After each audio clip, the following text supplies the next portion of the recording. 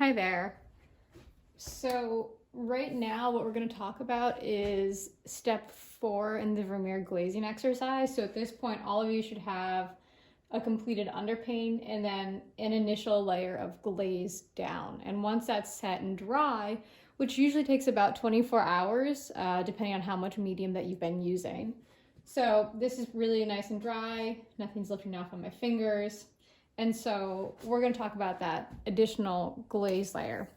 And so to do this, it'll be very similar to the previous step that you just did. Out on my palette, I have yellow ochre, I have some cadmium red, and then I have some white. And in my medium jar, I'm still using linseed, galkyd, and a little bit of Gamsol. The difference is I've just added a teeny bit more of both of these just to reduce the ratio of Gamsol to medium. That way, because we're working fat over lean, we're gradually going to eliminate any Gamsol that's in this because that starts to break down the oil in the paint. So we're trying to work away from that. So I've knocked it back a little bit. There's still some in this jar, but not quite as much. It's a little bit diluted. And so what we're gonna do is you're gonna take, again, some ochre, and just a teeny bit of red, right? A little bit's gonna go a long way.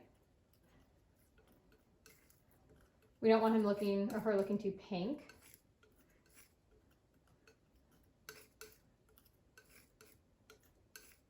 And then what we're gonna do is start to dilute this.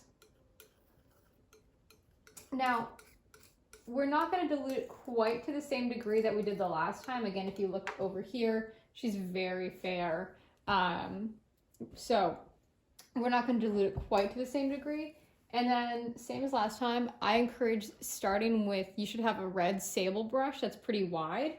So that's what I have here. Mine's not a red sable, it's a black sable, but using your sable brush, the wider one, charge it up with a little bit of medium.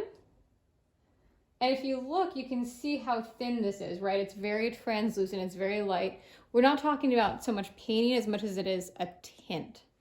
And so I've got my kind of base layer, and now let's adjust over and look at the easel. All right, so again, looking at this very thin tint, I'm gonna take out my brush. It's got a pretty diluted amount of medium on it. And you can see immediately, again, tinting very lightly, working over the planes of the face.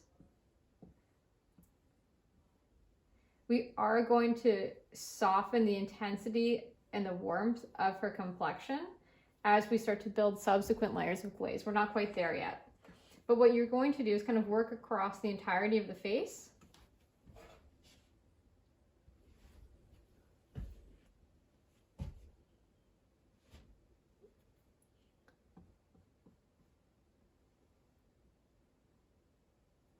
And even, again, it's okay if we're gonna bring it into the eyes. We're still gonna dry brush or scumble brush some white back in. But what this will do is it will kind of allow the warmth to carry over throughout the entirety of the face rather than feeling like the eyes are a separate painting. So it is important that we're working some of these tones in across the whole face. I'm avoiding the lips right now only because I'm gonna bring in a red glaze layer focused right here. So I'm kind of working around them for the time being. And being mindful that, you know, it's not too wet. It's still very thin, but it's not dripping. If it's starting to pool or lift up, take a rag and just wipe out some of this. So what you're gonna do next is you're gonna grab on your palette a dry brush, and you're gonna bring some white back into the highlights. So again, it's really flat right here right now.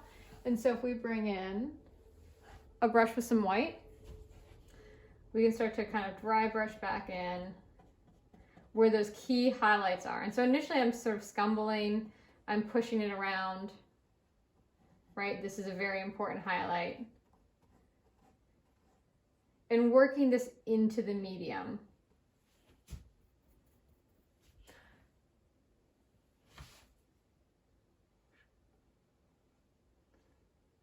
And it's okay, initially it's gonna look like she forgot to rub in her sunscreen.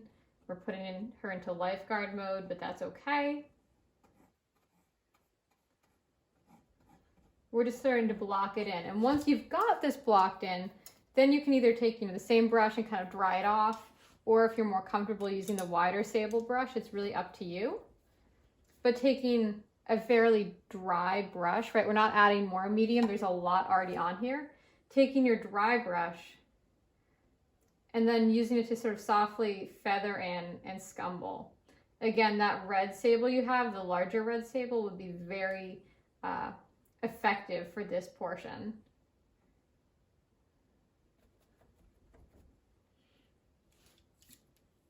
And again, if it gets away from you, you can always work.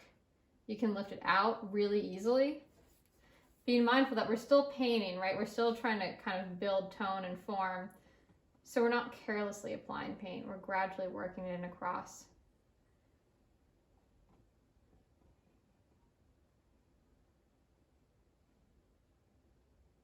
Pushing in that highlight right here on the lid of the eye.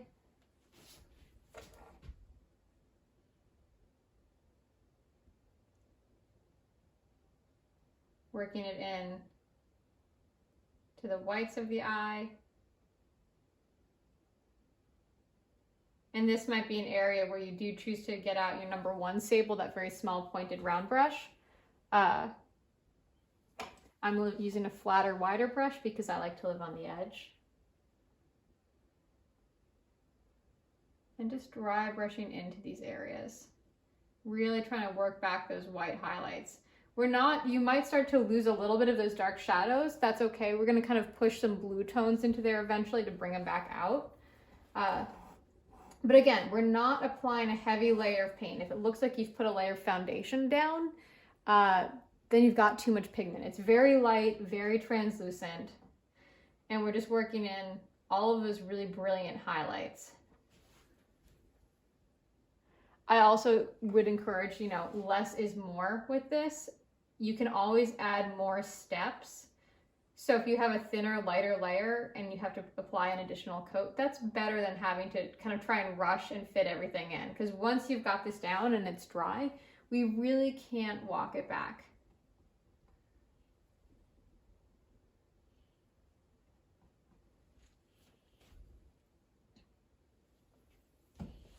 So bring back, still keep kind of pushing that cheek. I don't want to lose it. Kind of this highlight right here is getting a little bit lost. This one right here on the bottom of the chin, we want to kind of work a little white into. We don't want to lose that.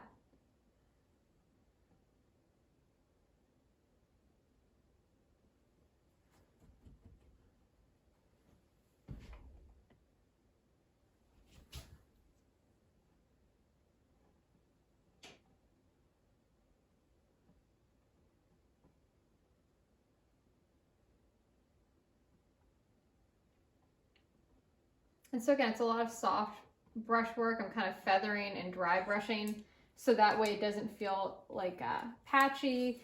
We want to look like she's really kind of got these soft gradations moving across her face.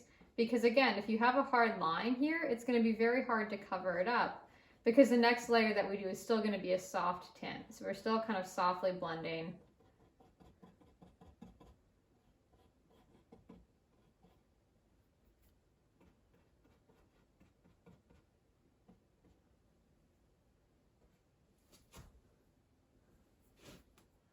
Kind of pushing that highlight back in a little bit more here. There's a little bit right here.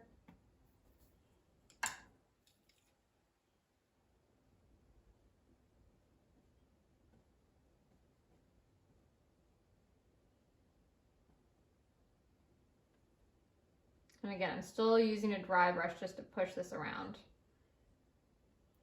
If the face starts to bleed out this way, you can take a rag and kind of wipe that off.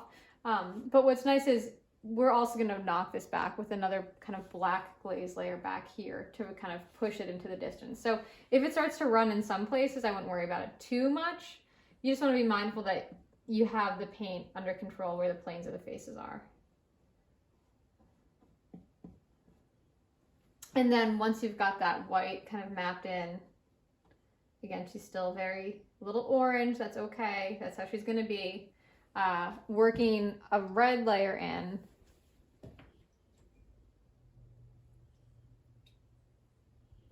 Same idea.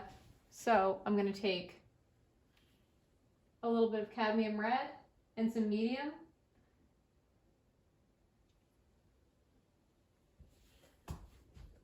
Working a little bit more direct red onto the lips. Little goes a long way.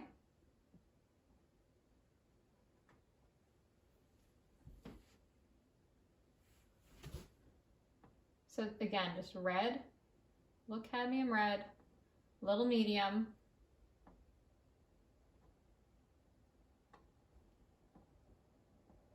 And we're not applying lipstick, it's like a tint. It's closer to lip gloss. So just a tinted layer over the top. And then once that's in, we're gonna do the same thing. I'm gonna take my brush, a nice dry brush,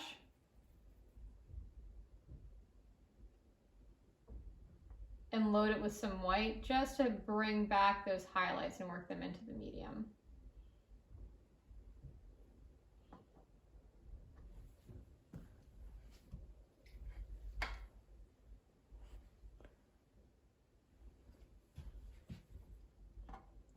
And so be mindful, this process, I find it less laborsome than other aspects of painting, but we're still painting. We don't want to be careless. We want to kind of really methodically block in and take your time. I believe I mentioned this in the previous video that I really discourage you from like doing this and then just immediately walking away. Because what can happen is if you're using a lot of medium, it can start to drip and pool. And so if you just walk away from this, you might come back in a few hours and find that, she's all of a sudden got these kind of like little runs and drips on her face that are stuck there. So we're just trying to avoid that and methodically block in.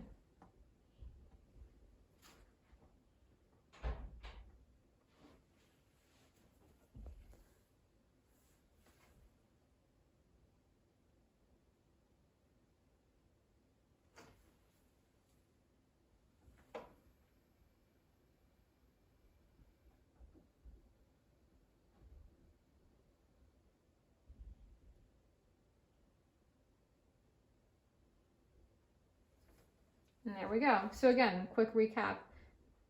Bringing white back into the highlighted areas on the cheeks, the eyelids, side of the face, the bridge of the nose, the chin, and this right here. Just a little bit. You don't need a lot, but just a little bit kind of worked right back in here. And again, all of you should be using your printouts as reference for value range. We're not imagining how this looks. We're using a direct reference to inform our process. So once you've got that set, make sure you wash out your brushes. Again, once Galca dries, it's really like a glue. So make sure you've rinsed them and washed them out pretty thoroughly. And then we're good.